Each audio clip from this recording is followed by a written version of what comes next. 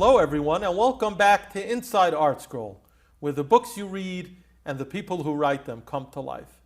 Today I am privileged to be joined by Rabbi Shimshon Sherer, who is here in honor of the 25th yahrzeit of his esteemed father, Rabbi Moshe Sherer, about whom ArtScroll printed a biography, published a biography, 10 years ago?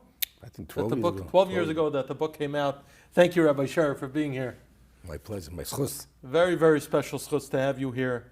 We're obviously here to talk about the book and about your father. And, as I was waiting for you to come, I was thinking to myself, 25 years since the ptira of your father, what that means is that there's a whole generation of people, we would call them youngsters, but they're not such youngsters who really never knew your father. Correct. Your father as the head of advocacy, as really the face of Klal Yisrael in so many different facets. Talk about that part of it. There are people like myself, I was a bacher when your father was nifter.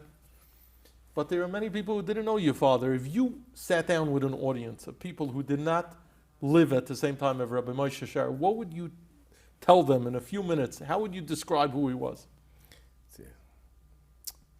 What compelled me to do this interview was specifically because there's a whole generation that will never know who he was other than by reading the book or by hearing stories. But as we know, the axiom, Ein doim l'shmiya l'riyah, we'll talk, we'll hear, we'll speak, but it's not a comparison to seeing him, to watch his whole demeanor and to watch the way he was a leader. And the next generation, they're not going to be zeicha to see. So that indeed is what made me understand, come to the understanding, a realization that on the one hand it's sad, but kachi darka shalolim, that's the way the world goes. Right. There's a new generation. The new generation, Be'ez Hashem, will have its leaders, does have its leaders, and they have siyata d'shmaya, but need to know the past. When I was sitting Shiva, when I was sitting Shiva, there were many that came in and said there has to be a biography. And of course, and this must be said at the outset, the personal relationship that Reb Meir Zatzal had with my father, which we'll get up to a little Reb later. Meir Zlotowitz, obviously. Meir Zlotowitz. When you bought L'chaim Toyer and Reb Nosson, was very, very unique, a very special relationship. I was Reb Meir Zlotowitz was certainly an older brother to me, without a question, as all his children are very dear to me. And he was the driving force. He pushed me and pushed me. But during Shiva, there were a number of gedolei and lay leaders that said there has to be a book, has to be a book. And some of those that said this to me didn't surprise me. Okay, they knew him well, and they knew that, as many people always describe him as a larger-than-life figure, which is accurately put. And it's okay, didn't surprise me. There was one Gadol Hadar that came to pay me a Shiva call that it just threw me so. Reb Shmuel Birnbaum, Zechat Tzadik L'Vrocha, sits down to Menachem Ol. Shmuel Birnbaum is Teda and Teda and Teda. I can't imagine he ever read a page of any biography. Mm-hmm. Okay, Efsha Achreis, a page of a Chofetz Chaim in Lashon HaKodesh, a biography or something like that. Sits down, and first it was Ben Asdorim, but if it wouldn't have been Ben Asdorim, Reb Shmuel Birnbaum was coming to pay me a shiva call. I was so honored by it. And the Shiva, his opening words to me were, Es muss sein a Buch auf den Taten. Really? And I was caught, not just off guard. So I said that exact word. I said, really? Like, oh, Birnbaum, really? And he said something to me that was so interesting. He said, I'll tell you why. I'll tell you why. He said, you'll ask any Rosh Yeshiva in any yeshiva. They will tell you, there are boys in every yeshiva out there that their dream is to be Klal Yisrael's next Rabbi Moshe Sherer. No matter what yeshiva you'll be in, there'll be boys that have this dream. They want to be Klal Yisrael's next Rabbi Moshe Sherer. But they think, I still remember, it's 25 years later, I remember sitting on the floor, and it says, but they think the way to go about being Klal Yisrael's next Rabbi Moshe Sherer is, if you're a tumler and you tumble in this, and you tumble in that chesed, and you tumble in this organization, and you'll be a tumler all day in yeshiva when you're a teenager, that's going to be the beginnings, and that's going to be the prerequisite. That's going to be my beginning of being the next Moshe Sherer in Klal Yisrael. He says there has to be a book And they'll see from the book that he didn't become who he became in Klal Yisrael through Tumurai, he tells me. He says, someone told me that when your father was a young man in Ner Yisrael in Baltimore, he was a gewaltige masmid. I said, that's really true, really true. To the extent that during Shiva I told people, my father never, no matter all the nisyonis and challenges that he and Uncle Mike had, Mike Chess, all the nisyonis they had, they never ever expressed a regret. They felt so glicklich, so fortunate to be doing what they were doing for Klal Yisrael. The only thing my father ever said was, as a young fella in Ner Yisrael, he had a dream that someday he was going to be a major marbitz Torah, a major rov of stature. That was a dream that he had. Mm-hmm. He said, and all that he was going to be so involved in limud HaTorah, in harbotas HaTorah, that all that couldn't come to fruition because he dedicated his life to be Klal Yisrael's asking. Sometimes he would look at that and he would say, oi. And when I was repeating it during Shiva, many quoted me the Lashon Chazal, that there were those that used to say it to the Pon of Israel, about the Pon of Israel, when he came to Eretz Yisrael, and he was rebuilding literally from the ashes. And they would tell the Pon of Israel to comfort him, to console him. They would say to him, Chazal say, Bitula zuhi kiyuma. Your bittul HaTorah is the greatest kiyum HaTorah. And people during Shiva would repeat this same axiom about my father. Bitula zuhi kiyuma, he shouldn't have krechts. So I said, I'll tell you the truth. I told that to my father many times. Did he take solace from that? A little. His main solace was, listen, Baron Kotler was mitzavim. This has to be his role in Klal Yisrael. He says, Baron Kotler said, this is my role. I mean, to the extent of a Baron Kotler, everyone's talking about my father's subjugation and subservience to Das Torah. So talked about. We're talking about a generation that didn't know my father. Baruch Hashem, today there's a tremendous amount of amunas chachamim and a tremendous amount of bittul to Das Torah. But on the level of subservience to Das Torah, that my father and Uncle Mike, that they had to build this organization, that level of subservience, bittul, total bittul, and a man that was so bright, my father's genius and all his capabilities, and he had a mind of his own. Sure. It was like amazing bittul. Do you remember any particular circumstance where your father, who, like you said, he was the picture of charisma, sharp as a tack? You read the book, and I remember seeing him at Agudah conventions. You remember seeing him at Agudah? I remember him seeing him. You remember him in his heyday when he would get up to speak? 100%. My parents used to take me. Your father went every year religiously. My father went, yes, and your still parents goes when again. My parents went every single year. Your father must remember my father in his heyday. Yeah, sure. There was no one more charismatic. Yeah, that's true.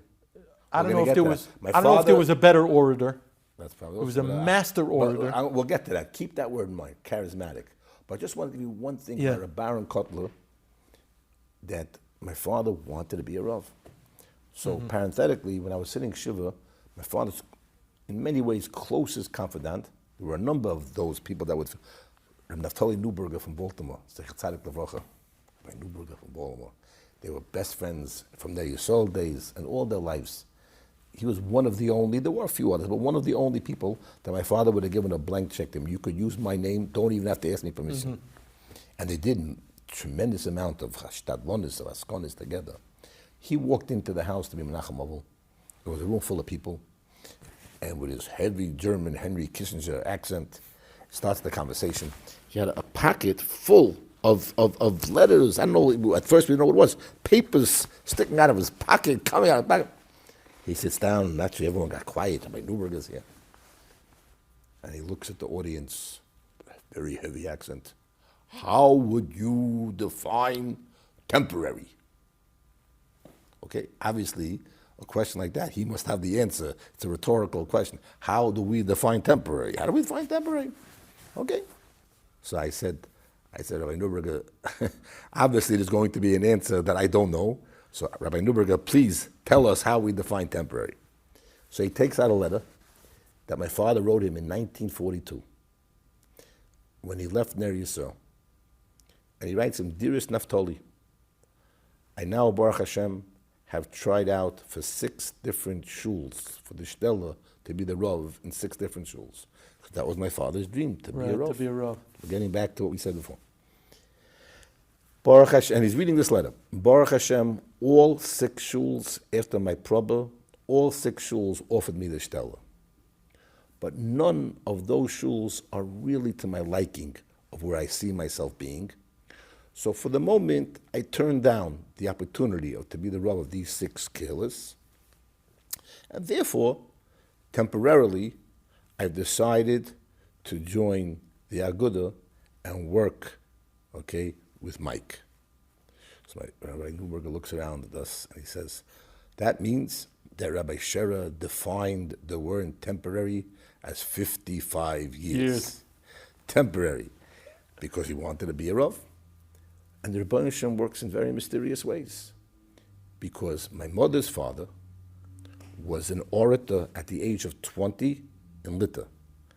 He was born in the same shtetl as Moshe Feinstein. Those who look at the front page, the Sharblat of Igris Moshe, says Starobin. Starobin, the Moshe Feinstein's father, Reb David Feinstein, was the Rav in Starobin. My Zayda is a Starobiner. I'm named after him. In fact, I'm called Shimshi, but my Zayda's name was Shimshon Zelig HaKoyin Fortman. And by his Litvische friends in Lita, he was called Zelig, not Shimshon. My name is Shimshon Zelig. He was called Zelig Starobiner. When I had the schus to go in to visit Rav Shach, who was my Zayda's Chavrusa for years by Rabbi Zalman Meltzer in Slutsk. So they would say, Rabbi Moshe Sherer's son is here, Shimshon. So I would come in, Rav Shach would say, Nein, Zelig Starobiner. Zelig Starobiner is there. So my Zayda was the Rav when he came after World War I. All the Nebuch, the Shtellis, and Lita, there was nothing left. And they were all desperate and push it, and they had the young children, and there was literal starvation, nothing to eat after World War I, and all the Rabbinish Shtellis were. And my Zayda was seemingly such an orator that someone suggested to him that the largest shul in New York, the White Shul in Far Rockaway, then it was the White Shul, not where it is today in a different neighborhood, is looking for a Rav. And they think he'd be the perfect candidate because of his oratory skills. And my dad's immediate response was, I can't English. I don't know one word of English. Strike 1. Strike 2, I'm a kohen. I can't go to the funerals. I can't officiate. I can't come to the cemetery. So he said, go, just go. Your oratory skills are such. And he had that, the word you used, but we're going to take it back, that word in a minute, the word charisma. He had all that. And he said, just go. And my Zayda was desperate with the World War I. He had major stellas, 2 stellas in Lita. And he came to the White Shul in Far Rockaway. And it seems that he must have mesmerized them to such an extent that after Shabbos, the board came to however's house he was staying, and they immediately offered him the Stella. Really? My Zayda couldn't understand it. And he told them, you saw Shabbos, I can't English, not one word of English, I don't know a word. And he told again, the kahuna. So they said to him, as far as Koyin with Levias, we'll find a solution to that. As far as English, we understand, but we were just so caught over Shabbos. It seems he was such a dramatic speaker and he had such unbelievable koiches. My father eventually taught in Torah V'das. My father taught, it was called homiletics, a course in public speaking. How did my father get that shtella? Because my Zayda was asked by Shlomo Hyman and the Shagafai Mendelovich, when he became the Rebbe of the White Shul, to come once a week to give a homiletics class in Medrash to teach public speaking, how to give a sermon to all the many that were going to go out into the rabbinate. My Zayda passed away as about there very young, and they asked my father to replace my Zayda. So that's how it starts. Wow. But anyway, here my Zayda takes the shtella. They convinced him to take the shtella. The condition was that within a year or two he should learn, they will hire the tutor, and he will learn how to speak English. And in fact, the tutor, my aunt, Mrs. Hollander, I had an uncle who was a very famous rabbi. My aunt, Mrs. Hollander, once told me that the tutor in those years, we're talking about 1929, the tutor cost $5 an hour, 1929, and they were teaching him English via the New York Times. And my Zayd eventually learned how to speak English. But in the beginning, he spoke only in Yiddish. what's relevant to us here in this conversation, he was the Rav 1929 through June of 1950. He was all of 54 and a half. And in June of 1950, he had a massive stroke. My Zayda had a massive stroke. Those years, we're talking about 1950, not that they know much today about how to deal with strokes, Nebuch, but in those years, certainly, so my Zayda, he was hospitalized. And they came to my father.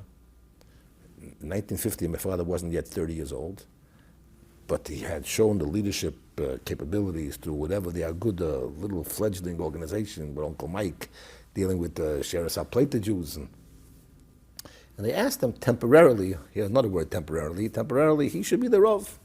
Mm-hmm. Until his father-in-law, Bez Hashem, will recuperate and will come back. How many years had he been with Aguda at the time?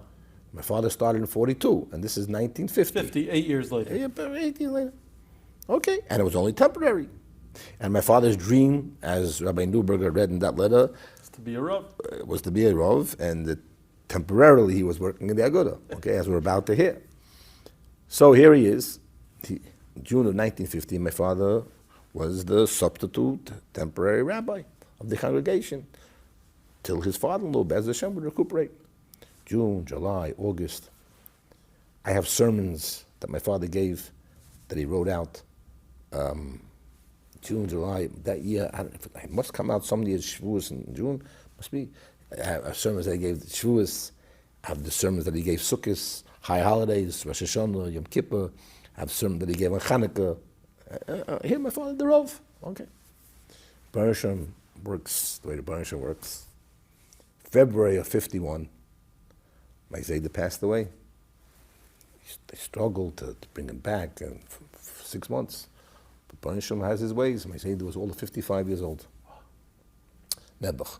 Rabbi Moshe once told me, they're best friends that's from Kindais and from the young age in Starom, that if he would have lived in America and he would have really, the world would have got to know him, who knows how big he would have been, Reb Zelik.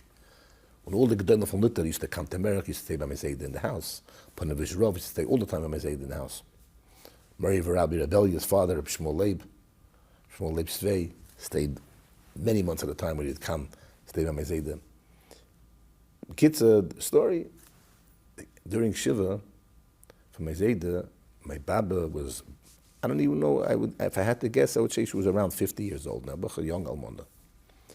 And the congregation, the board of the Kehillah, came to the house during Shiva, and they went over to my grandmother, and they said, there's not going to have to be a Rebbetzin Emeritus, because we are going to offer your son-in-law the Stella permanently. It'll be his shul, so you'll remain Rebbetzin. Mm-hmm. And they were trying to give her words of nechama, comfort her, so that there will be continuity, linkage, perpetuation, directly in the family. My grandmother was thrilled. I mean, even though she was totally tzibrochen, totally distraught, but at least it's going to stay in the family. All right. My mother's sitting there, Shiva next to her mother on the floor, and my mother didn't say anything, but it's not going to be very simple, this, for the reason you're about to hear. I only said this story once over in public, and that was 6 years ago at my mother's levaya, this story. Because talking about my father, without talking about the Eza Kenegdoi, that was his partner in building Agudas Yisrael, as Mrs. Tress was Uncle Mike's partner, it not only wouldn't do justice, it would be a terrible avla if we don't talk about it. Right. So I said this by my mother's levaya. So the story is as follows. My father came home from the Agudah office that night, middle of the Shiva, and my mother told him, together with my Baba, his mother-in-law, told him, okay, Rabbi Aaron that the board offered him permanently now the Stella, didn't even wait till after Shiva was over. The Stella is his. Now, naturally, a young fella, already my Zayda had built up the white shul, started becoming what the white shul was eventually to become. So they were all excited. So they're waiting my father. And let's remember, this man only took that a job in the Agudah temporarily because he wanted to be a Rav. Here it is, on a silver platter, no problems, no nothing. They had him. If you have Moshe Sherer for 6 months as your rabbi, anybody's going to hire him, right? My father comes in, and they tell my father. My father looks at his mother-in-law, and he looks at my mother, a young Bible. He says, listen, I have to go ask Baron Kotler.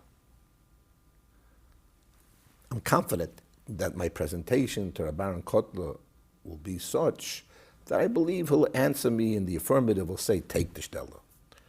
But let's know, I have to ask Baron Kotler.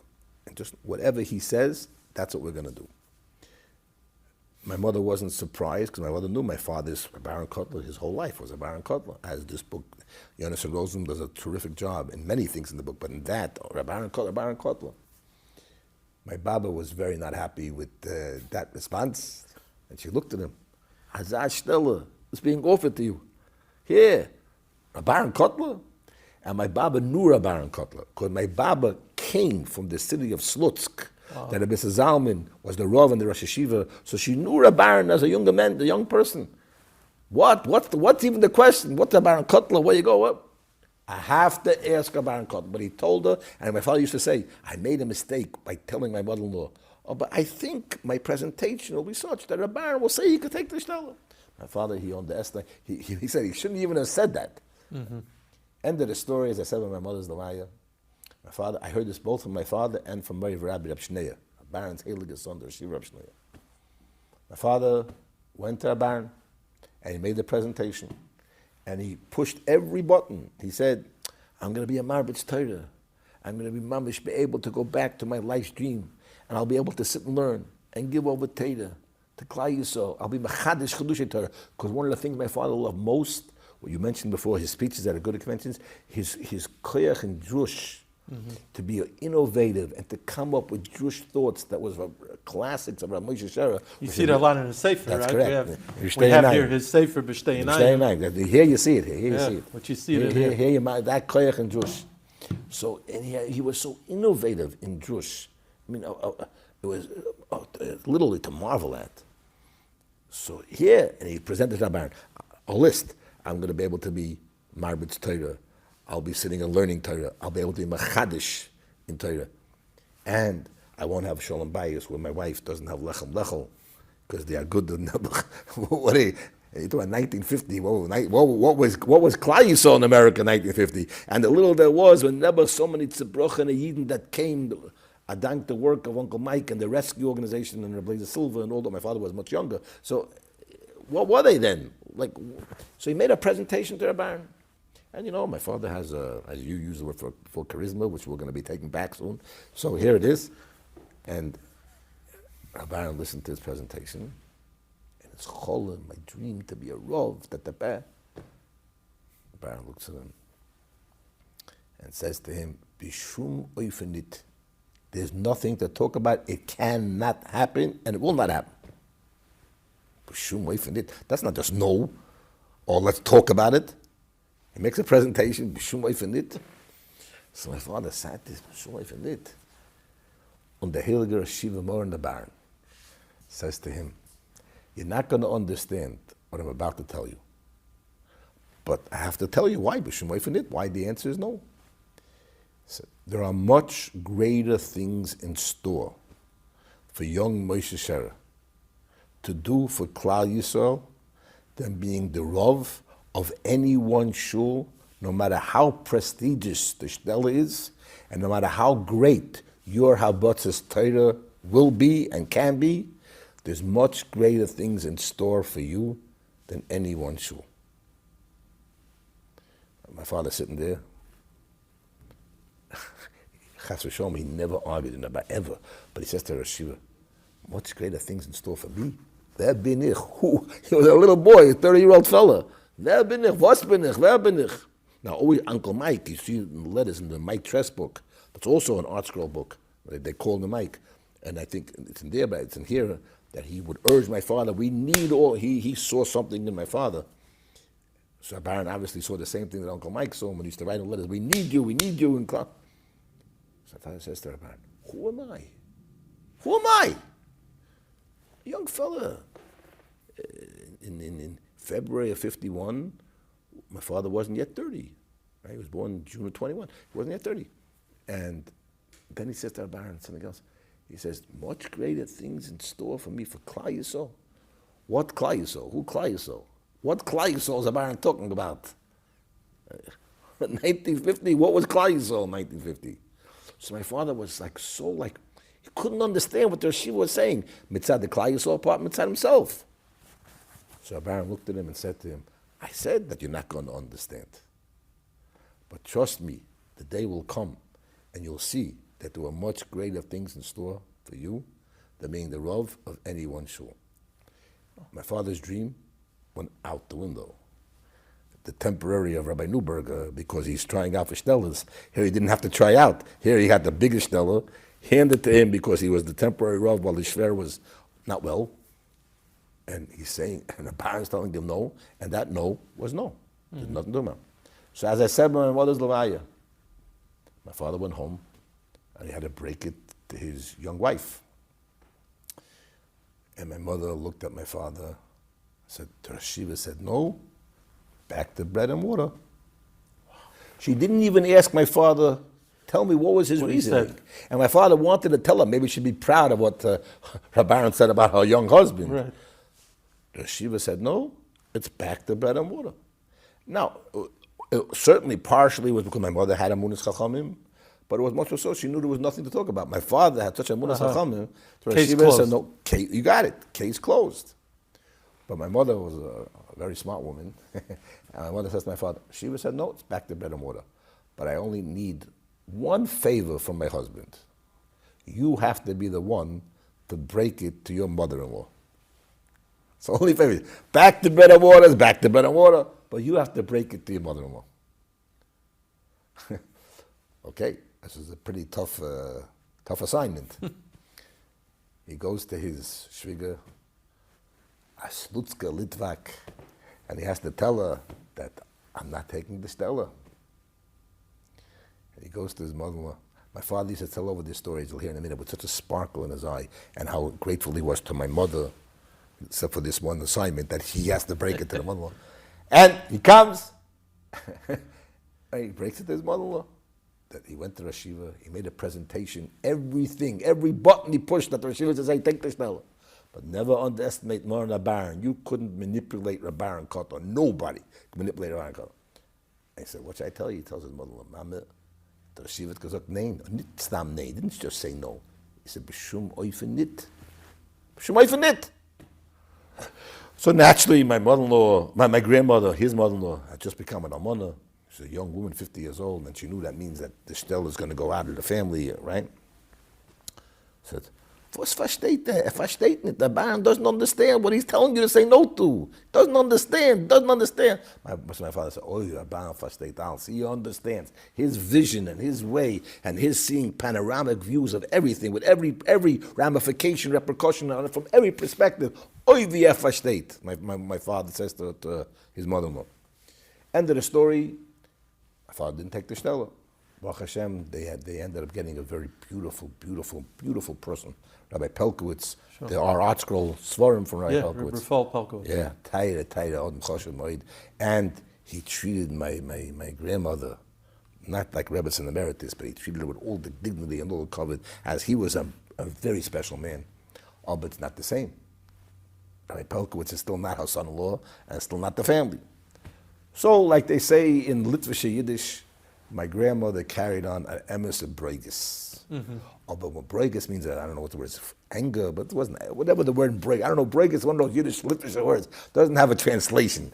She carried on a breigis, as a Litvish breigis, on her young son-in-law. Resentment, maybe. Oh, something.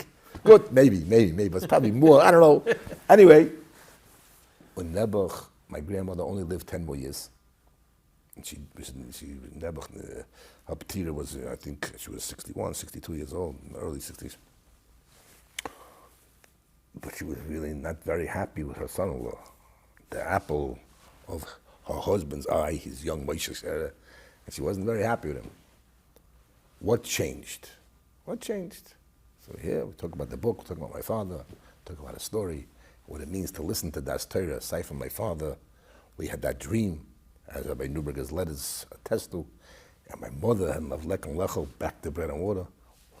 When did my grandmother decide Oisbreugis? Oisbreugis. Can't translate these words. When did she decide this? So the end of March of 1961, which is exactly 10 years. My Zayda was February of 51. This is 10 years later. When the first time that all Klal Yisrael one morning wakes up, and my father's picture is plastered all over the New York Times with his black kaplish and cup, and meetings that he had with President Kennedy and with the Speaker of the House, not Nancy Pelosi or Kevin McCarthy, but a man in his 90s, an Irishman from Boston, Massachusetts, named John J. McCormick. He was the Speaker of the House. And other dignitaries of such stature. And the New York Times is reporting on it.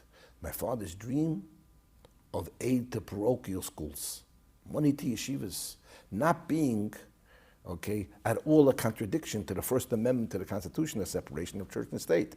Yeah, it was a cholim that he had, a cholim that everyone laughed at. Like, what are you doing? It's against just an open constitution, like they would say in yeshiva, beferish keneged, like it's against the Constitution. Like, what are you dreaming? We'll get to Rabbi with that too. So it got reported, and that day was, I think it was either March 29th, March 30th, the end of March of 61.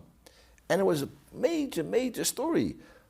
A man with his black yarmulke, to get such coverage with a president, and he made a presentation either in the Senate or in the Congress or someplace. And the New York Times were reporting this whole drasha with the whole spiel. Mm-hmm. And everybody bought that morning's New York Times. Because such Kiddush Hashem, he didn't have their own voice. Because let's remember, Rabbi Moshe Sherer's goal, the goal of gedolei Yisrael, Rabbi Chanavasman, when he spoke to Uncle Mike about giving everything up to go work for Klal Yisrael, their goal was, we have to have an authentic voice.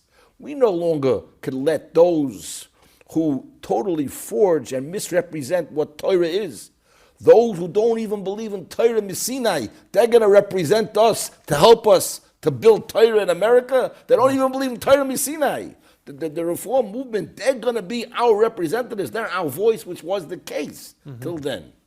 And now here it is, the beginning of woo. It's not just like an aberration when Uncle Mike was zeicha to go into secretary in the states and things in the government. Here, it's the beginning of a thing on a whole new level for the Aguda movement. And everybody bought that day's New York Times. The only one when I came to yeshiva that day, I think I was in second grade. Where were you learning then? Torah semester was only part of it. I was in yeshiva. And I think I was in second grade. First, I think I was second grade. The only one that didn't know about that day's New York Times in my class or by the Rebbe's table by breakfast was me. Everybody was tumbling about their parents went out and bought that day's New York Times and the whole thing. My father didn't tell me. I mean, he had his reasons, and everyone knew about it. B'kitzur, someone that day brought my grandmother that day's New York Times. A neighbor right there. My grandmother still had the Rebbitzin shul, right? A house right across, And a neighbor did her a favor. They brought the Alter Rebbitzin, who wasn't so old. They brought her a copy of that day's New York Times. She said, what's happening here? My father was all of 40 then. Right. Like what's happening? And everyone was like tumbling about it. She's reading, she's looking. New York Times has very long pages, and she's looking onto her dining room table to spread out the pages, to look here, look there, to see his drasha that he made in the Congress, and to see the pictures. So my Baba, Allah Shalom, called up the Agud office. Now, the Agud office, as my father would say in those years, was as big as this here, these two chairs, and this table. Uncle Mike had a milk crate as a desk and a milk crate as a chair, and my father had a milk crate and as a chair. And those is it. That was it. And she calls up the office, and she says, Moshe, I want you to come right now. Kommt jetzt, come right now to Far Rockaway. I have to speak to you.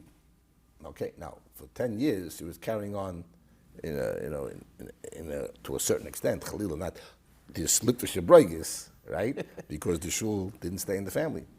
Come right now. My father immediately ran to Far Rockaway. He had no idea what he's in for, what's going to happen. No idea. Comes to Far Rockaway when my Baba brings him into the dining room. when she shows him spread out on the table what her neighbor brought her that day's New York Times. And she says with a big smile, with a tremendous sense of nachas and pride, she says to my father in her Litvische Yiddish, Meishe, Meishe. Weisen weiß der Geist, it would seem, clearly would seem, as was der Shiva hat gesagt 10 Jahre zurück, was Baron Kotler said 10 years ago, that there's bigger things in mind, okay, for you than any one shul. Weisen weiß der Geist, it would seem, clearly seem, gerecht. He was right and I was wrong. When my father would tell over the story, Reb Yitzi, with all his sparkle in his eye that you refer to as charisma, he would tell over the story with a sparkle, and my father would say, so what's the moral of this story? What's the lesson from this story? I have no idea if this is in the book. I don't think, well, the way I'm saying it, certainly not. So I said, what's the lesson of this story?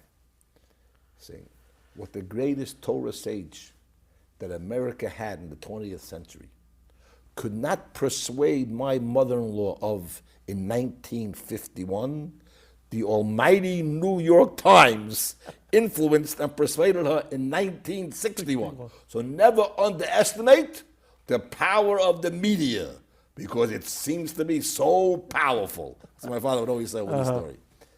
So a Baron Cutler, it was a Baron Cutler that had that vision that even my father couldn't understand at the time. And let's remember, that was in its infancy. This is 1961. My father was a young man. Right. Things started falling into place as years went on. They started building a reputation, and the Aguda started having its own strong, articulate, authentic voice, okay, of Torah and an understanding of integrity, and there is no such thing as diluting Torah, no compromise when it comes to, and the nations in the world and people, Jew and non-Jew alike, respected it. Right.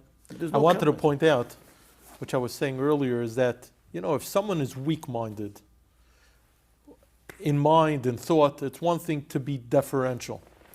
Your father was a brilliant man. He was a brilliant man. He was well-read. He was a Talmud Chacham. Big time. He was able to think for himself. Big time. There was no such thing. So when you talk about his deference to Das Torah with such bittul for such a person, that was the and that would be. I'm told that the Aguda is going to be having a video that they're giving out in the Day of the Yard site all over, and that they went to many gedolei to speak, and all the gedolei said the same thing, that if they have to think about what they marveled most, is that he had such a bittul means a subservience, a bittul to das Torah to gedolei, people that would have been giants, bisman Reb Kivega, to Rabbi Baron Kotler.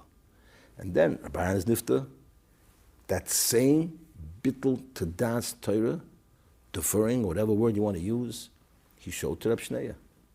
And to Baron's Talmud eventually, to Mary Rabbi Rebellia, to say, he was dealing with their Rebbe, with a total, whatever you say, Rabbi Baron.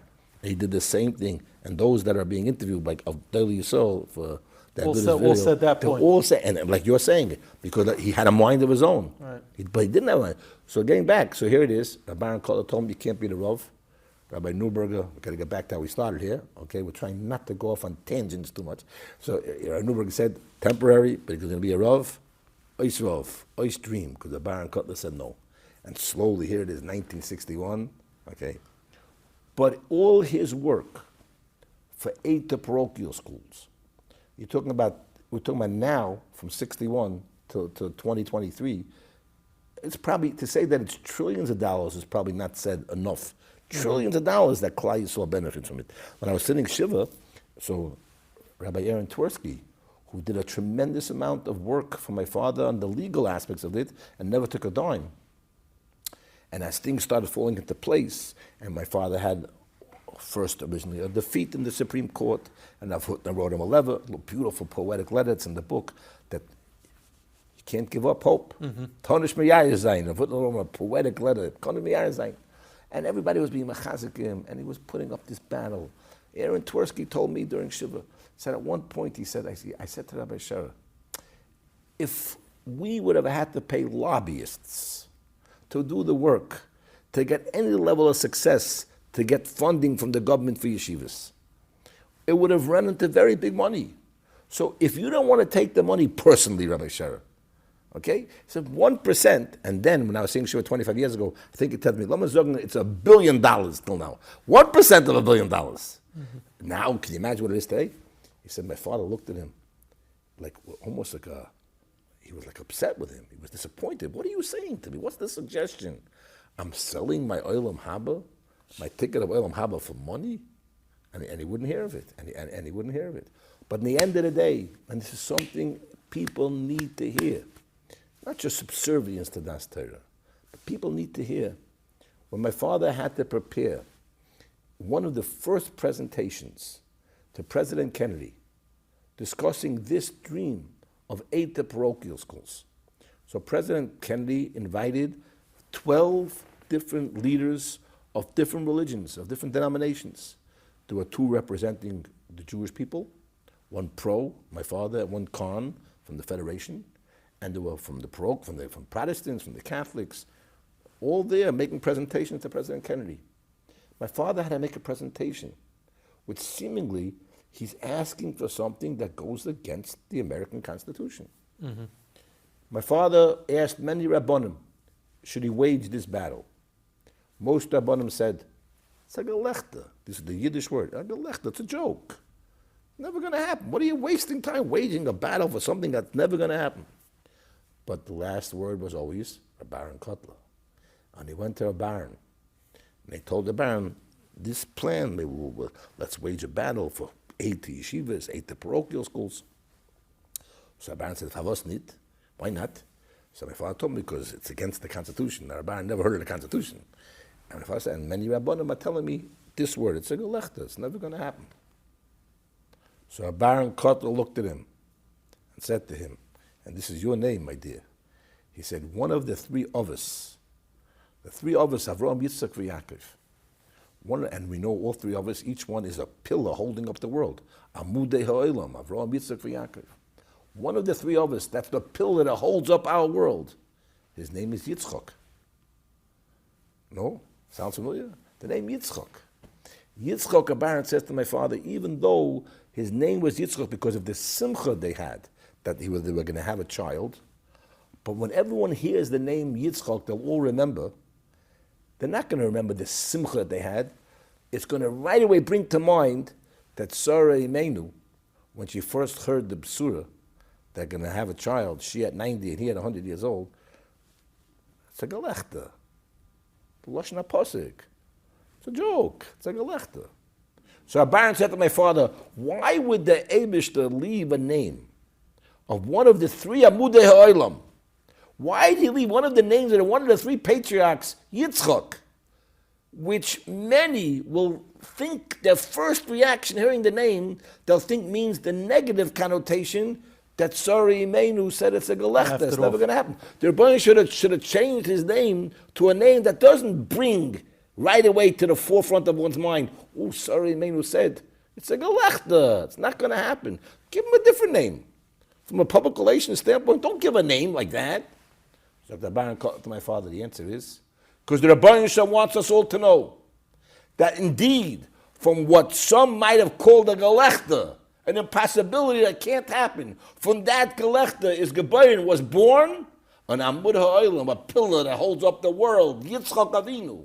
So the name Yitzchak had to stay. And if there will be those that will think in it as of a negative connotation, let them think it. Let them know from that gelechter that there were those that said it's a gelechter, from them, dafka, deliberately, dafka from that is going to be built. The Amud Ha'olam, Yitzchak Avinu. So he says to my father, there are those that say, well, the battle that you want to wage for 8 parochial schools is a gelechter. From the gelechter, dafka from those that are saying doom and gloom and to waste of time, okay, we have to wage the battle. Why am I telling this to you? My father took out a piece of paper and a pen, and who helped him make the legal presentation by that meeting by President Kennedy in the White House? None other than Moran Baron Kotler. Baron Kotler never heard of the Constitution, never heard of the First Amendment, 8 parochial separation, church and state. What's make that about? What do the words mean? And my father would tell over the story to yeshiva light. And he would say, Kinderlich, when the Mishnah says in Pirkei Avos, Hafoichbo v'hafoichbo de kulaba, that a Gadol Hadar not only will say the most famous shir from the Baron Kotler and Baba Basar and Cherdel, and Baba Metzia Kol Dal and Gova. It's not going to just be a Baron Kotler saying Shurim on the caliber of Kiv Eger. The same Baron Kotler who never heard of the Constitution, who never heard of the First Amendment, Hafoichbo v'hafoichbo de kulaba, in Torah, you'll find everything you need to have the wisdom and brilliance. And his presentation to President Kennedy, that was the forerunner of everything that was eventually going to take place, was a presentation from Moran the Baron Kotler. Wow. So you talk about, my father would say, people always ask me, where did you get this Das Torah to such a level of bittul to gedolei yisrael? So my father said, the truth is, it's really amunas chachamim. Amunas chachamim is built into Yiddishkeit. He said, but the truth is, if you see b'chush, the brilliance of these people, it's not a kunz that you're a maimed in such brilliance. So even though he was a very brilliant man, my father, but he saw. So just that alone, here it is, a Baron Kotler telling him, they're saying it's a gelechta, Yitzchok Avinu's name. From the gelechta was the Amud, the pillar of the world, the second patriarch, Yitzchok. That's why it stayed that. From a gelechta, that's when we dafka. And he gave him his presentation. Eventually, that was the forerunner of all the success. And als kommt von Torah, von das Torah, from a man of the caliber of Baron Kotler, a yochid bedorei, and that's when Agudas Yisrael went on. And they had the next generation of gedolim. Some children of the Friedrich gedolim, some talmidim of the past gedolim. But my father would say, they have the same siyata d'shmaya as the previous generation. He would say, doesn't mean that at some level goyin. The Baron Kotler maybe would have been Godla Dora, a Godla Dora's man of Kiv Eger. Doesn't mean that the next ones, maybe yeah, maybe no. He said, what does that mean? He says, if Hashem chooses them to be the leaders of the generation, He'll certainly give them bidiyuk, the exact same siyata d'shmaya. He says, and that's all I need. I, wanna take their siyata d'shmaya, which will be and I would look at my father sometimes and I said, I was a young boy then, I was a little cynical at the young age. You get a little better as you get older. I said to him, you really believe that?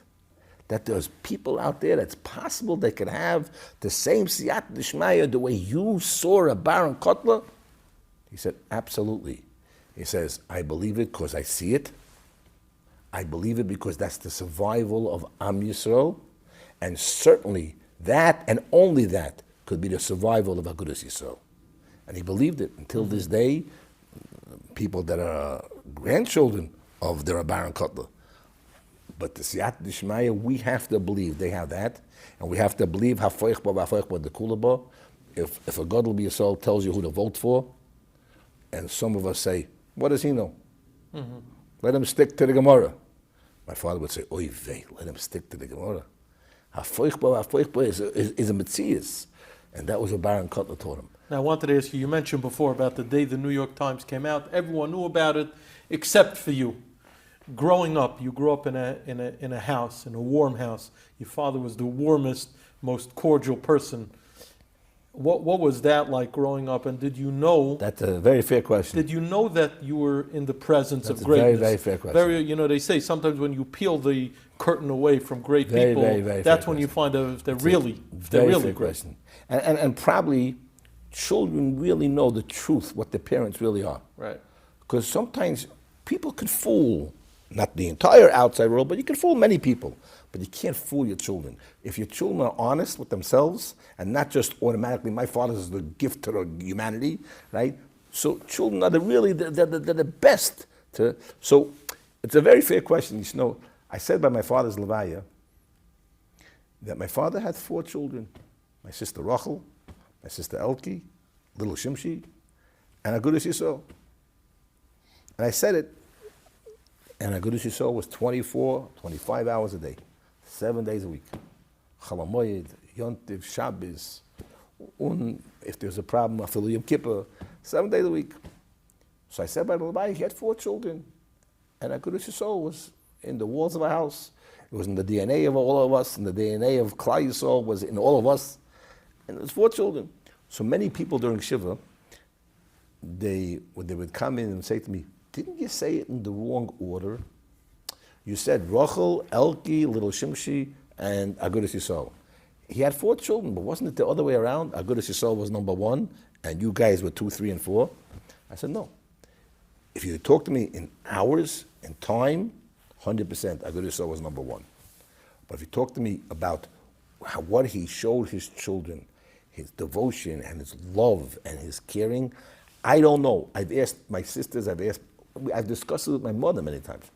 That magic that my father convinced us that he loved us more than anything in this world, and we were number 1 to him in love, even though he was 25 hours a day preoccupied in Klal Yisrael and his slogan, Rebbe Yisrael, the individual Yid, and then the collective organizational Yid. And it was true, he's 25 hours a day, especially when we were younger, certainly. But I don't know, we were not 2, 3, and 4, and the Agudah was number 1.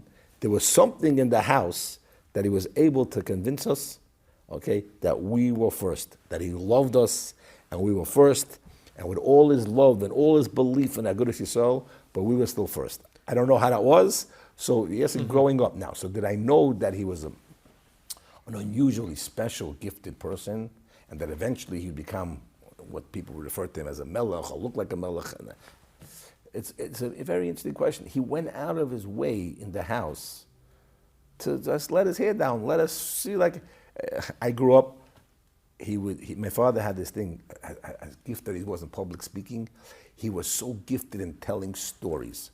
So he made up fictitious characters that I grew up with, and all my sisters, and my children were still younger, but they also, all my sister's kids, and some of my kids when they were younger, Mendy, all my kids, my father had characters. They were called Pinchikal, was the boy in yeshiva, that's my father's character, and Pinchikal's sister was Chana Fufala, right?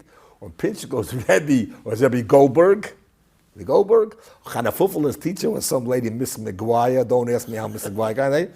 And we were brought up with stories. Every Shabbos morning at 7 o'clock in the morning, I would go into my father's bed, and the landlord of our house in Borough Park would be upstairs singing with such a niggin all Sefer Tillim.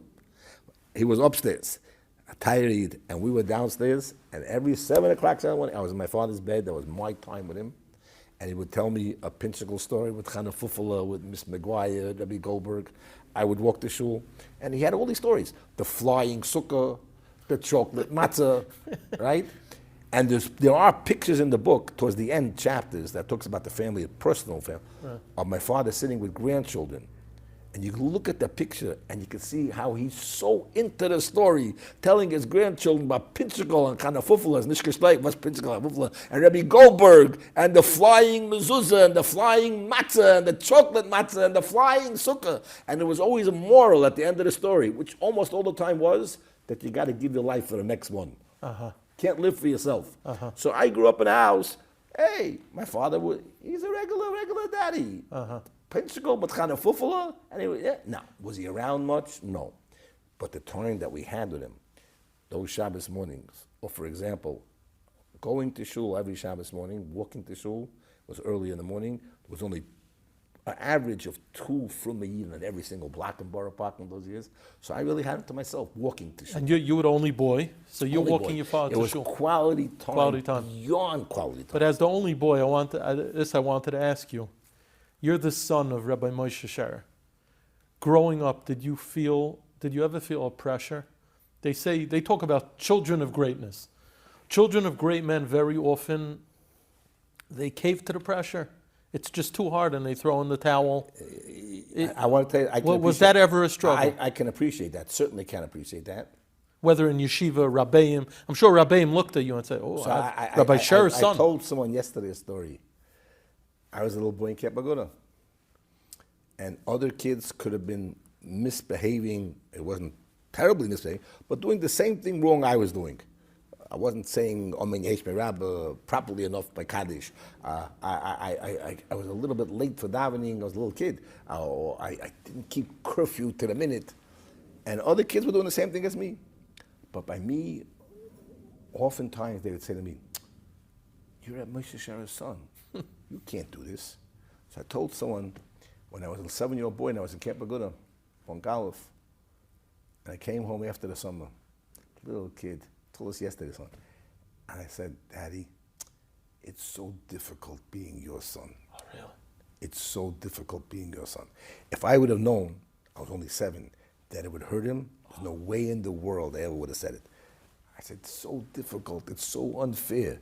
Other kids do the same thing I do, and they don't get here, you're a Moshe Sherer's son.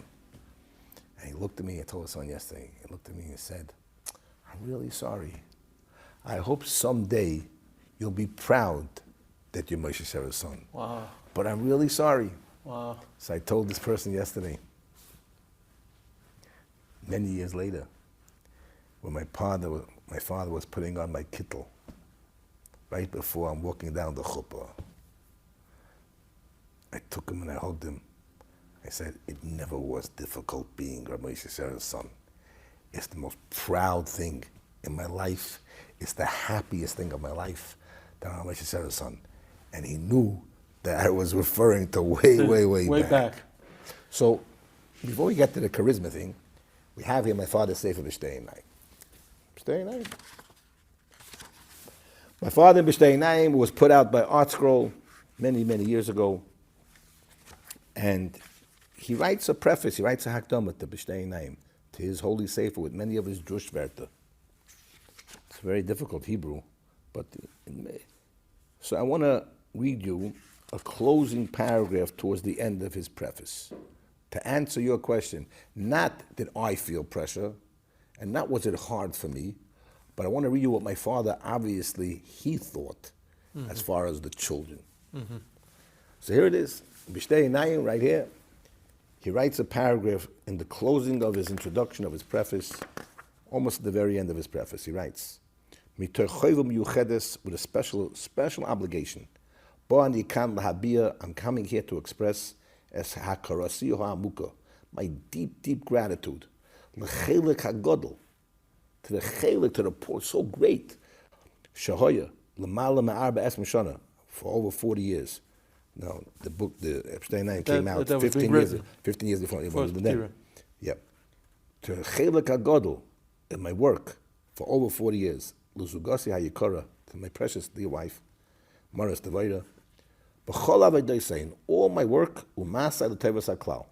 I have to express my akaras ha'toiv for her, which absolutely true, as we said before, back to bread and water, right? That she gave her life, beruach ha'toira hasfuga, in the ruach, the spirit of Torah that was so embedded within her. But the fact that she was a daughter, basa via hagodol, hadogol, Echa gedolei Rabbanim, one of the greatest Rabbanim originally B'Lifnim Russia, and then in America, Harav Goyin Shimshon got going forth. Okay, Rayosi Etichya, my wife. Now listen to the next words. K'moi kam yelodai hayikorim, my dear children. When I saw this, when this Sefer came out, I read this paragraph. I went running to the house. I think I was in the house. I went running upstairs. Kam yelodai hayikorim, hikrivu, they sacrificed. Retormu as trumasam, they paid dearly a very heavy price. Bekach, in that, shesovlu harbe, they had to tolerate a lot. Mibal from a husband, ume'avam from a father, she'osa leiles kayomim, that he gave up night and day, ba'avodas hatzibah, to give his life to Klal Yisrael in communal work. Va'al savlanusam, and for their tolerance and patience. And their understanding to let me do it, they're worthy to stand for bracha. I read this, I went upstairs and said, Daddy, what are you talking about? What did we sacrifice? Mommy, yeah. Mommy, 100%. But we, your children, what in the world did we sacrifice? What does it say here? Hikrivu, they sacrificed, Tormus, Tremosam, they paid a heavy price. I said, the love that you showed us, what does this mean? And he looked at me and said to me, really? You don't feel that way? I said, absolutely not. And when I said by the Levaya, he had 4 children, I deliberately said, Agudas Yisrael was the 4th. Maybe time-wise not, but it was the 4th. But obviously by my father, if you would have asked him the question, did we feel pressure and did we feel that sacrifice? He obviously lived his whole life. He was cognizant of that. Yeah, feeling that thing. And it was so far from true. I made a statement by his levaya in front of tens and tens of thousands of people. I made a statement and I said, for the last 20 years of his life, he was the busiest man in the world. The last 20 years of his life, I never missed a day that I didn't say hi on the phone to him, unless he was in Eretz Yisrael. There are people that told me during Shiva, I think Rabbi Reisman from Morocco told me he had Balabatim in his shul. I told him that they heard that Rabbi Sherer spoke to his son every single day the last 20 years of his life. What father, when you're not busy at all, speaks to his son every single day, married son, right? And they said, he told me, Rabbi Reisman, there are people in his shul that said if Rabbi Sherer could do that with his son, they want to commit themselves to do the same thing. So I said, and the reason that was is because my father was truly my best friend in life. Wow. And people came to the Shiva and said, how could you even say that? He said, the man was so busy with Klal Yisrael. I said, it's true. But to me, he was daddy, Pinchko and Chanafufala and it all. And to me, it wasn't this business with the sacrifices. How he managed to do it, I don't know. But I want to get back to something you said before. We talked about charisma. So we talked about, you asked about bittul, subservient, subjugation to Das Torah. We talked about that. For him, that was, he saw it almost as not even a challenge, because he saw it. Proof in the pudding. Baron Kotler's genius, look what he did. JFK, when years later people would give him all the credit that would happen to him, all the monies that went to yeshivos. My father said, 1 second. I had a partner, I had a speechwriter, I had a partner, a Baron Kotler, like give him credit. Well, my father was very, very gravely ill towards the end. So one of the last visitors that my mother allowed in, because not only because the situation was so grave then, but you wouldn't recognize, here he is, that melech look, what you described in the beginning. In Nebuch, he was really, all the treatments, it was very difficult. Took a toll. It took a real toll. But Reb Moshe Reichman, who there is an ArtScroll book on his life, Reb Moshe Reichman came and he asked my mother if he can come special from Toronto just for 10 minutes. Just wants to come. Now, of course, he didn't say anything to say goodbye, but that's in essence what he was doing. And he came to see my father. When he came to see my father, he was certainly one of the last that my mother let in. They had an unusual closeness and respect for one for the other. And we all walked out of the room. So the gist of the conversation, we'll never really know in its entirety what it was. But when we came back, we were able to pick up on some of the things my father said to us, that what Mr. Reichman must have said to him in the give and take of that conversation for the 10 minutes. Came back in the room, and somewhere in the middle of the conversation, my father says to me like this. He says, I don't know, books going to be written about me, articles going to be written. So obviously, Mr. Books, articles, I'm a man of history. I said, I don't know if any of this is true. So obviously, whatever he said, I don't know if any of this is true. Books, I'm a man of history, I'm legendary, all these. He says, I don't know if any of this is true. He says, but I want to ask you a favor, he said. If ever people, he says, if they're ever going to write about me and they're going to attribute a part of my success with the siyata d'shmaya that I had, that he would say he was so weak at that point, but he wanted me to hear this point. If they're going to attribute that I am a man blessed with great charisma and charm.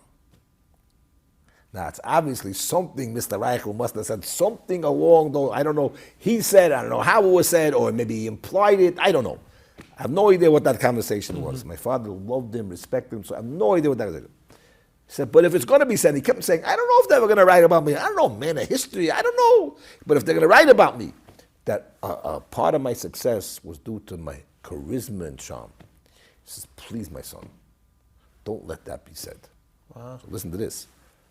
So I looked at him, I said to him, Daddy, you said this before.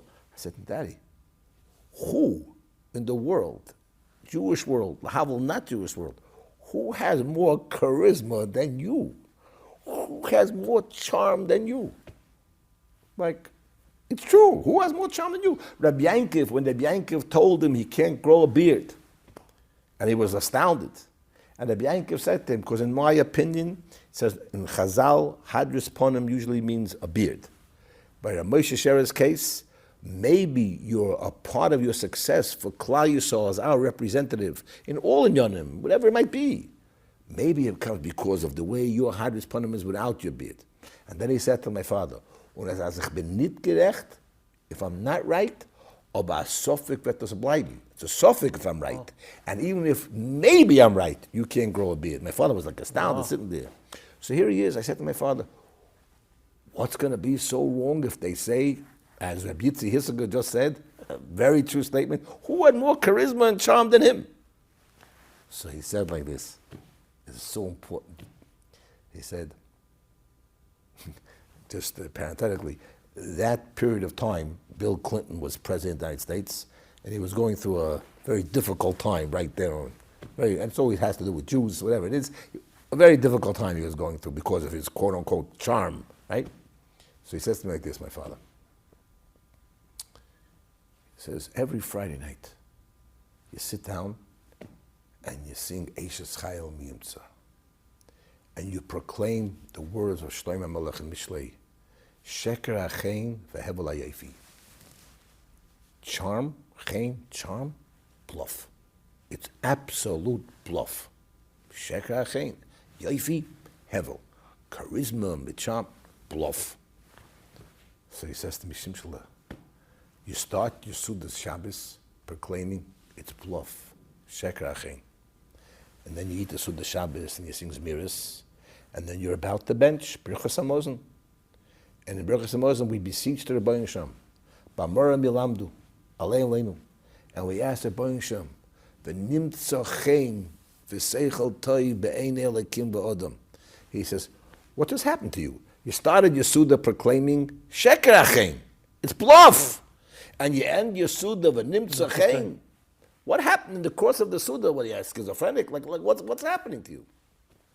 So I don't remember if he said it from he said it from somebody. I mean, his mom was talking so low, he says, the answer is, if Chaim will ever be defined in English incorrectly as charm and charisma, which he said which was really what's reserved for politicians, the charming, the charismatic, when we define it that way, Chaim comes along Shlomo Melech and Mishlei.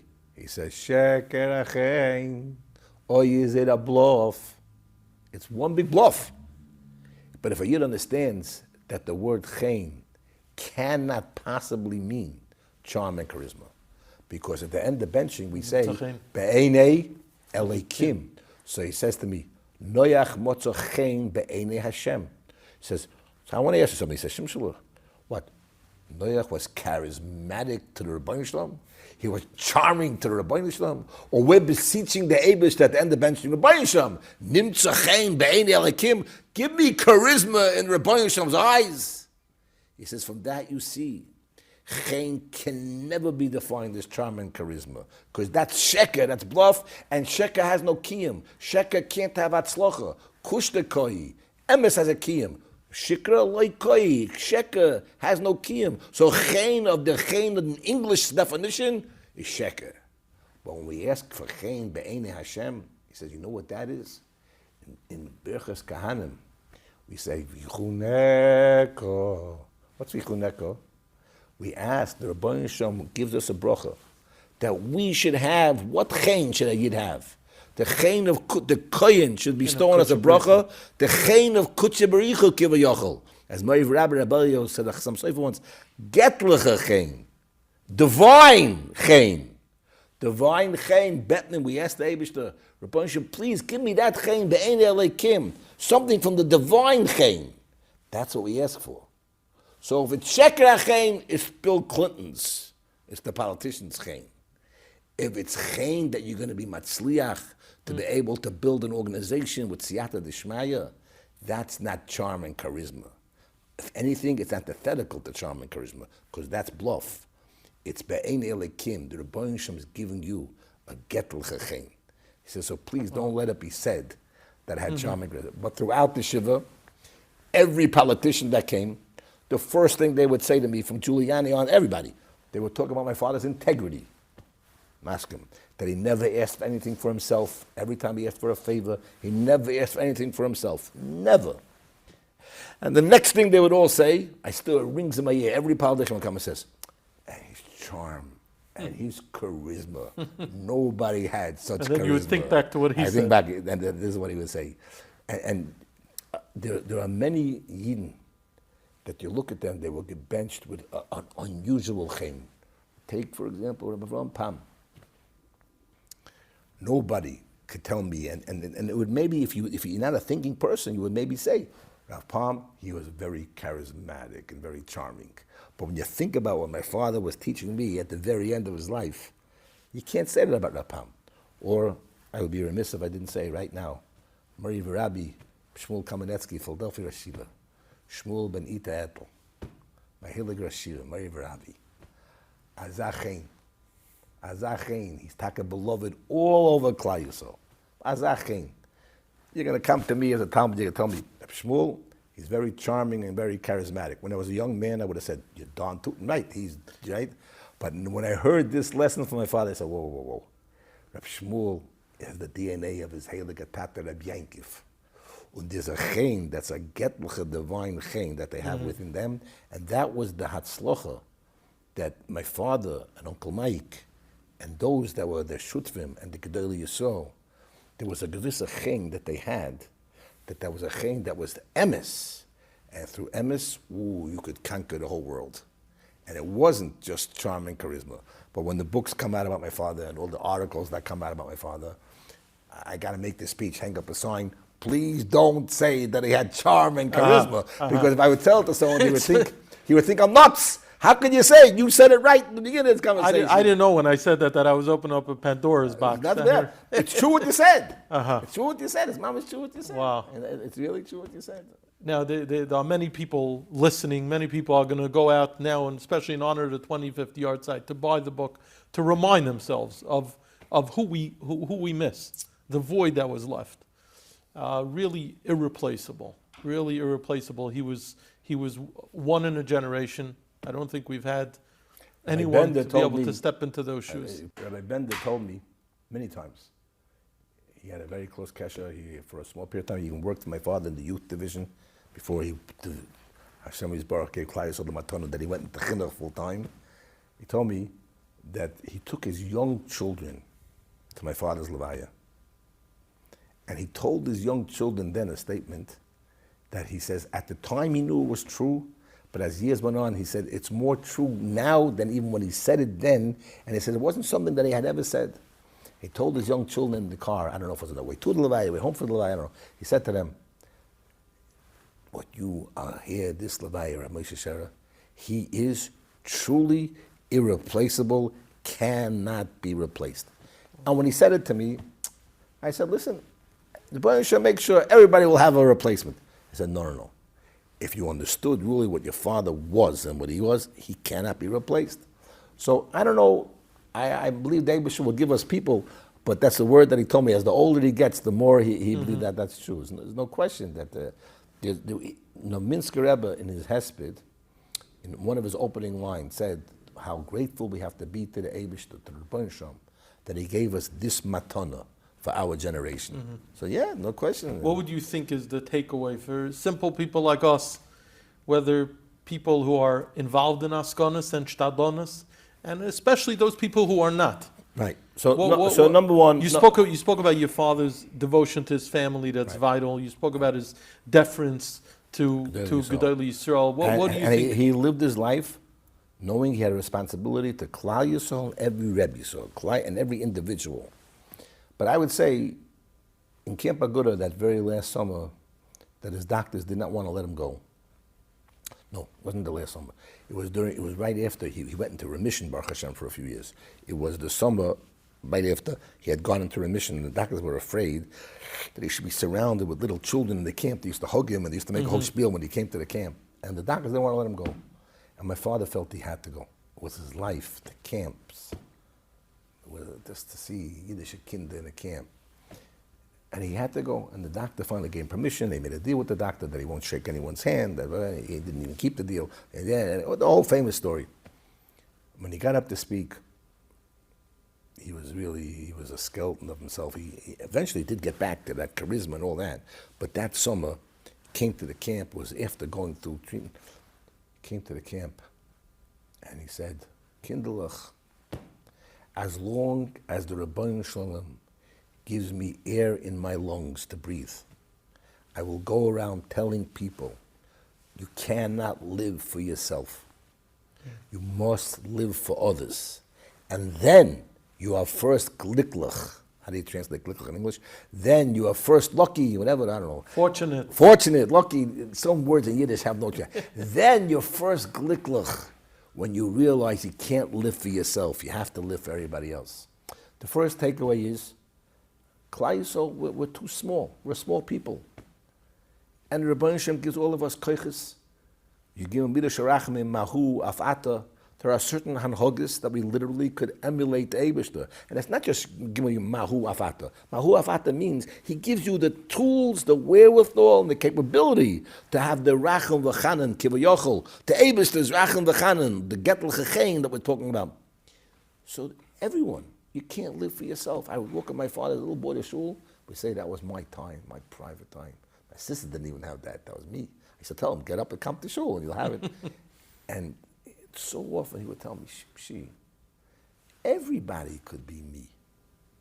Now, when I was younger, I clearly didn't realize who I had as a father. But I did realize to a level, and this was going on after that New York Times thing that I didn't know about, right? At first, I knew about it in school. And he's telling me, everybody could be me. He says, and I couldn't understand what he meant. He said, if everybody would live their life and know you were put in this world on a mission. We're all put in this world on a mission. And we're given the tools to execute and the tools to be successful on that mission. And we would understand a big part of that mission is you can't live for yourself. You have to live for others and then know you'll be fortunate for yourself when you do so. He said, then anybody could be me. Now, of course, that's not exactly right, but his point was true. Those were his marching orders. Yeah, everybody was here on a mission. You can't live for yourself. Just want to end this whole thing before we close, because I'd be remiss if I didn't say this. In the Rabbi Meir Zlatowitz's biography, it says that once we were walking home, I believe it was Simchas Torah, and Rabbi Meir was very, very young, and my father loved him so, and then he eventually became my older brother. And I believe it was Simchas Torah in the afternoon, and my father met him on the street. My father hugged him and kissed him, not something he did very often with people on the street. And afterwards, when he walked away, my father said, see this fellow Meir? He's so brilliant and so bright, he's going to make a major contribution to Klal Yisrael. I looked at him. Wow. I said, wow, I know Meir. At that time, I think maybe then, maybe I think he had a few kids, but I knew him. He started off as a Camp Aguda boy. Camp Monk stole him. Camp Monk used to take all the talent. They used to end up like Camp Monk, Baruch Hashem, right? But what? He's going to make a major contribution. He's so brilliant and so bright. And it's in the book that my father made that prediction about Meir. My father had a gift from the Eibishter that he was able to assess talent and believe in them before they believed in themselves. And one of those people was a Meir. My father had a special reverence and love for Rabbi Nosson, by Sherman, without question. But Meir, as a young man, had a kesher to my father, and my father believed in him, told it to him, and I'm a young boy standing there with my father. I think we were walking to Minka on 14th Avenue in Barbach Simchas Torah, and he was walking, I don't know, and my father said that. And that part's in the book. I believe not in that book, and with this I'd be remiss if I didn't say this to you. Not in that book, but I believe it's in one of Rabbi Krohn's books, but maybe it's in the Rabbi Zlatowitz's biography. But in somebody's, it says that I had a close relationship with Rabbi Meir Zlatowitz, and the first Shabbos that our Kehillah moved into a beautiful building, no longer being in a basement, rented from a yeshiva, and we moved in, and gedolei Rabbanim gave us the honor that they came to our shul that Shabbos for a Kiddush, and nobody was coming for me. They knew that my father was coming that Shabbos to honor me being there for Shabbos. Nobody came for me. Anyway, Meir already was having a difficult time walking in life. It's hard to walk, even in the earlier years. He walked very far, and he walked to come to our shul for davening that Shabbos. Now, I think it's in Rabbi Krohn's book, or it might be in a recent book, or it might be in the biography of Meir's. It says, and he said he came because he wanted to give me chizuk, and he wanted to show me how much he believed in me. This is what it says in the book. What's missing, whatever book it's in, either Rabbi Suli Besser's book or one of Rabbi Hezbol's book, was missing is the real part of the story, which is, when I came to the shul that Friday night in the new building of our shul, there were boxes and boxes and boxes, many, many, of brand new Siddurim for the shul, boxes and boxes and boxes of Chumashim for the shul, and each one, and you were talking many, many, many, many, not like one box, many, each one had inside a sticker in honor of the Rav. Wow. Okay, each one. So when he came Shabbos morning to the shul, a big walk for him, and he came to mechazik me because he believes in me and all that. I said to him, Meir, I'm so touched that you walked so far. I believe Gedalia, Reb Gedalia now, I believe he walked with his father at Shabbos. I said to him, Meir, I'm so touched that you walked here to be mechazik me. But I said, but you know you're here for my father. He said to me, absolutely not. I'm here for you. You'll hear my father speak. He said, I'm here for you. I speak to your father, I'm here for you. I said, maybe I have only one question for you. Besides, I'm so grateful you walked. What do you give me so many boxes? What does the shul have at this point? 30, what did it have when they So you could have given one box, would have been ample, sufficient for what the kehillah is right now. One box of Siddurim, one box of Chamoshim. But you can't imagine how many boxes. You come to the shul, there's still those boxes and boxes of Siddurim and Chamoshim. And he looks at me and says to me, let me tell you something. I was giving all these Siddurim and Chamoshim not for this Shabbos. I believe in you. And I know that you're going to make it in this field and this kehillah is going to be successful. And that's what I was doing.